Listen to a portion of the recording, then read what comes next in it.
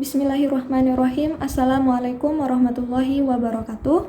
Perkenalkan, nama saya Mila Septina Aryani, moderator dari kelompok 7, di mana anggota kelompok saya yang pertama adalah Siti Fatimah, yang kedua bernama Septia Dwi Cahyani, dan yang ketiga adalah saya sendiri. Di sini kita akan membahas mengenai hak asasi manusia. Oke, baik. Ada beberapa poin penting yang akan kita bahas di sini. Yang pertama adalah pengertian dari hak asasi manusia. Yang kedua adalah ciri-ciri dari hak asasi manusia. Yang ketiga adalah sifat-sifat dari hak asasi manusia. Yang keempat adalah sejarah dari hak asasi manusia. Yang terakhir adalah macam-macam dari hak asasi manusia itu sendiri. Baik, untuk yang pertama adalah pengertian HAM. Setiap manusia yang ada di dunia ini memiliki hak dan kewajiban yang harus dijalankan. Pada zaman yang semakin berkembang, hingga muncullah yang namanya hak asasi manusia. HAM, hak asasi manusia, dibagi lagi menjadi ada hak, asasi, dan manusia. Hak itu sendiri artinya adalah kepunyaan atau kepemilikan. Yang kedua adalah ada hak asasi, yang artinya hal mendasar, sehingga dapat disimpulkan bahwa hak asasi manusia adalah hal yang sangat mendasar dan utama yang harus dimiliki oleh setiap manusia. Hak asasi manusia berlaku kapanpun, dimanapun, dan kepada siapapun. Oke, di sini ada beberapa pengertian HAM menurut beberapa ahli. Yang pertama adalah John Locke. Menurutnya, hak asasi manusia adalah hak yang langsung diberikan Tuhan kepada manusia ya sebagai hak yang kodrati. Oleh karena itu, tidak ada kekuatan di dunia ini yang dapat mencabutnya karena hak asasi manusia bersifat mendasar dan suci. Selanjutnya ada Jane Matterson. Jane Matterson ini adalah anggota komisi HAM di PBB. Menurutnya, hak asasi manusia adalah hak-hak yang ada pada setiap manusia yang tanpanya manusia mustahil bisa hidup sebagai manusia. Artinya, tidak mungkin manusia bisa hidup tanpa hak asasi manusia. Itu menurut Jane Matterson. Selanjutnya ada Miriam Budiarjo. Menurutnya, HAM adalah hak yang dimiliki setiap orang sejak lahir. Hak itu bersifat universal karena hak dimiliki tanpa adanya perbedaan, baik itu ras, suku, budaya, agama, dan sebagainya. Selanjutnya, menurut Profesor Kunjoro Purba Pranoto, menurutnya HAM adalah suatu hak yang bersifat mendasar, hak yang dimiliki manusia sesuai dengan kodratnya yang pada dasarnya tidak bisa dipisahkan sehingga bersifat suci. Itu menurut Profesor Kunjoro Purba Pranoto. Selanjutnya ada menurut Undang-Undang Nomor 39 Tahun 1999 di mana HAM adalah seperangkat hak yang melekat pada diri manusia sebagai makhluk ciptaan Tuhan yang Maha Esa. Hak tersebut merupakan anugerah yang wajib dilindungi dan dihargai oleh setiap manusia. Jadi itu beberapa pengertian hak asasi manusia menurut beberapa ahli. Selanjutnya ada ciri-ciri pokok yang akan disampaikan oleh teman saya. Next, ada ciri pokok hakikat hak asasi manusia. Yang pertama yaitu HAM tidak perlu diberikan, diminta, dibeli, ataupun diwarisi. Kemudian HAM adalah bagian dari manusia secara otomatis. Yang kedua, HAM berlaku untuk semua orang tanpa melihat jenis kelamin, ras, agama, etnis, politik, atau asal-usul sosial dan bangsa. Yang terakhir, HAM tidak boleh dilanggar. Tidak seorang pun mempunyai hak untuk membatasi atau melanggar hak orang lain. Dan apa aja sih sifat-sifat HAM? Sifat-sifat hak asasi manusia. Yang pertama yaitu HAM hanya dimiliki oleh manusia. Sebagai makhluk yang paling sempurna, diciptakan oleh Tuhan yang Maha Esa dengan kelebihan akal dan pikiran. Kemudian yang kedua, HAM tidak dapat dicabut. Mengapa demikian? Karena hak asasi manusia merupakan hak yang melekat pada diri individu sejak dia dilahirkan. Kemudian yang ketiga, HAM tidak dapat dicabut.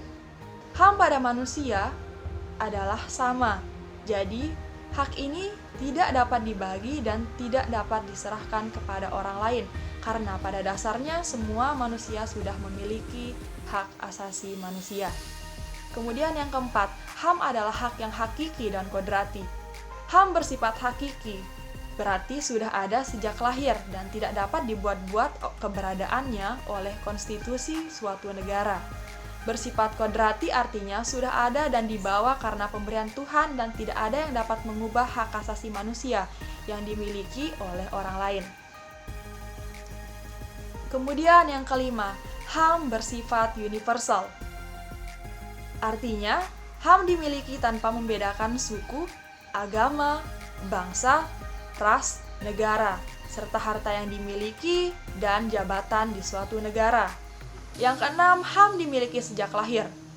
HAM dimiliki sejak lahir, yaitu sejak kita dilahirkan HAM ini sudah ada. Kemudian baru hilang ketika kita sudah meninggal dunia. Kemudian yang ketujuh, HAM merupakan anugerah dari Tuhan. Karena HAM merupakan hak yang diberikan oleh Tuhan Yang Maha Esa dan anugerah darinya. Kemudian yang kedelapan, HAM tidak dapat diganggu-gugat. Hal ini merupakan anugerah dari Tuhan. Hak ini tidak dapat diganggu-gugat. Kemudian yang kesembilan. Yang kesembilan, HAM berlaku di setiap waktu. Artinya, hak asasi manusia dimiliki sejak lahir dan berlaku selama hidup, untuk kapanpun dan dimanapun. Begitu pula dengan waktu siang dan malam, tidak menjadikan HAM menjadi berbeda atau berubah. Yang ke-10, HAM menentukan harkat dan martabat manusia. Karena HAM dimiliki oleh setiap orang, kemudian harkat dan martabat manusia ditentukan dan dipengaruhi oleh pemenuhan hak asasi yang dimilikinya. Kemudian ke-11, HAM menjamin kelangsungan hidup. Kelangsungan hidup manusia yang terjamin dan terpenuhi hak asasinya lebih baik daripada yang dilanggar. Contohnya saja, kelangsungan hidup anak yang tinggal dan dibesarkan oleh orang tuanya akan berbeda daripada anak yang tinggal di jalan. Karena hak asasi manusia yang tinggal di jalan biasanya banyak dilanggar oleh orang lain. Kemudian yang ke-12, HAM bersifat wajib dihormati dan dilindungi. Setiap negara, hukum, dan pemerintah wajib menghormati, menghargai, dan melindungi hak asasi manusia yang merupakan warga negaranya atau yang tinggal di wilayahnya dengan konstitusi dan undang-undang yang berlaku.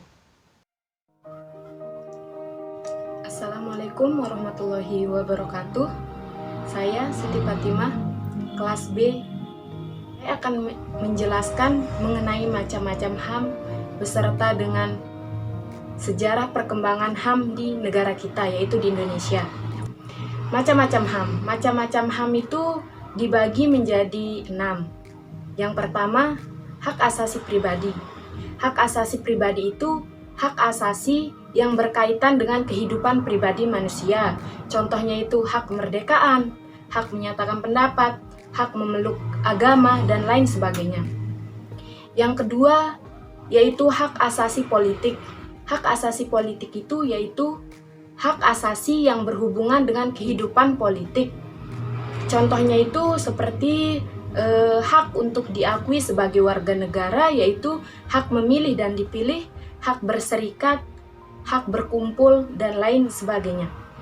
Selanjutnya yang ketiga, hak asasi hukum. Hak asasi hukum adalah hak kesamaan kedudukan dalam hukum dan pemerintahan, yaitu hak yang berkaitan dengan kehidupan hukum dan pemerintahan itu sendiri. Contohnya, hak untuk mendapatkan perlakuan yang sama dalam hukum dan pemerintahan. Yang keempat, hak asasi ekonomi. Hak asasi ekonomi adalah hak yang berhubungan dengan kegiatan perekonomian. Contohnya itu hak kebebasan melakukan kegiatan jual beli, hak mengadakan perjanjian, hak bekerja, hak mendapatkan hidup yang layak, dan lain sebagainya. Yang kelima, hak asasi peradilan. Hak asasi peradilan itu yaitu hak untuk diperlakukan sama dalam tata cara pengadilan. Contohnya itu seperti hak mendapatkan pembelaan hukum di pengadilan. Selanjutnya yang terakhir yaitu hak asasi sosial. Hak asasi sosial itu hak yang berhubungan dengan kehidupan masyarakat. Contohnya itu hak menuntun, hak memilih dan mendapatkan pendidikan, hak mendapatkan pengajaran, hak untuk mengembangkan budaya yang sesuai dengan bakat dan minat. Baik, selanjutnya sejarah perkembangan HAM di Indonesia. Pada dasarnya, perkembangan pemahaman HAM di Indonesia sebagai tatanan nilai, norma, sikap, dan acuan bertindak dalam masyarakat sudah berlangsung sejak lama. Secara garis besarnya, perkembangan pemikiran dan pengaturan HAM di Indonesia dibagi ke dalam dua periode, yaitu yang pertama periode sebelum kemerdekaan dan yang kedua pasca kemerdekaan. Yang pertama, periode sebelum kemerdekaan, yaitu pada tahun 1908 sampai 1945. Periode sebelum kemerdekaan ini ditandai dengan kemunculan berbagai organisasi pergerakan nasional. Lahirnya beberapa organisasi tersebut tidak lepas dari sejarah pelanggaran HAM yang dilakukan oleh penjajah. Organisasi yang pertama yaitu Budi Utomo pada tahun 1908. Organisasi ini memperjuangkan hak kebebasan berserikat dan mengeluarkan pendapat. Yang kedua, Serikat Islam pada tahun 1911. Organisasi ini memperjuangkan hak penghidupan yang layak dan bebas dari penindasan dan diskriminasi rasial. Selanjutnya, yang ketiga, Indies Partij pada tahun 1912. Organisasi ini memperjuangkan hak untuk mendapatkan kemerdekaan dan perlakuan yang sama. Yang keempat, Perhimpunan Indonesia pada tahun 1925. Organisasi ini memperjuangkan hak untuk menentukan nasib sendiri. Dan yang terakhir, Pendidikan Nasional Indonesia pada tahun 1931. Organisasi ini memperjuangkan hak untuk menentukan nasib sendiri, hak untuk mengeluarkan pendapat, hak untuk berserikat dan berkumpul, hak persamaan di muka hukum, dan hak untuk turut dalam penyelenggaraan negara. Baik, selanjutnya yang kedua yaitu periode sesudah kemerdekaan pada tahun 1945 sampai dengan sekarang ini. Yang pertama, periode 1945 sampai 1950. Pemikiran HAM pada periode awal pasca kemerdekaan masih menekan pada yang pertama, hak untuk merdeka, yang kedua, hak kebebasan untuk berserikat dan berkumpul melalui organisasi politik, dan yang ketiga, hak kebebasan untuk menyampaikan pendapat terutama di parlemen. Nah, yang kedua, periode 1950 sampai 1959. Periode ini dikenal sebagai masa pemerintahan parlementer yang menganut prinsip demokrasi liberal.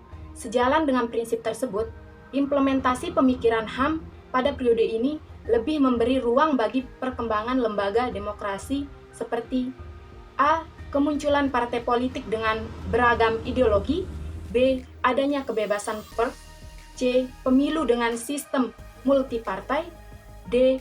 Kendali parlemen atas pemerintahan, dan E. Wacana pemikiran HAM yang kondusif karena pemerintahan memberi kebebasan. Pada periode ini, Indonesia ikut serta menandatangani dan mengesahkan dua konvensi HAM internasional, yaitu Konvensi Geneva dan Konvensi tentang Hak Politik Perempuan. Selanjutnya, periode pada tahun 1959 sampai 1966. Pada periode ini merupakan awal masa demokrasi terpimpin, di mana kekuasaan terpusat, kewenangan mengontrol presiden. Akibat dari model pemerintahan ini adalah tidak adanya pemikiran HAM. Pemerintah membatasi hak sipil dan hak politik warga negara seperti hak untuk berserikat, berkumpul, dan mengeluarkan pikiran dengan tulisan.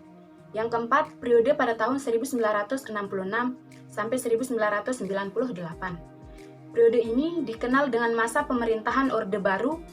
Pemikiran HAM pada periode ini dibagi ke dalam 3 kurun waktu. Yang pertama itu pada tahun 1967, pemerintah berusaha melindungi kebebasan dasar manusia yang ditandai dengan adanya hak uji material yang diberikan kepada Mahkamah Agung. Yang kedua yaitu pada tahun 1970 sampai 1980. Pemerintah cenderung melakukan pemasungan HAM dengan sikap defensif yang tercermin dalam produk HAM yang bersifat restriktif atau membatasi HAM. Kebijakan pemerintah tersebut didasarkan antara lain pada alasan bahwa HAM adalah produk pemikiran Barat dan dianggap tidak sesuai dengan nilai-nilai luhur budaya bangsa yang tercermin dalam Pancasila. Yang ketiga, pada tahun 1990-an. Pembentukan lembaga penegakan HAM seperti Komisi Nasional atau Komnas HAM pada tahun 1993. Yang terakhir, periode pada tahun 1998 sampai sekarang ini.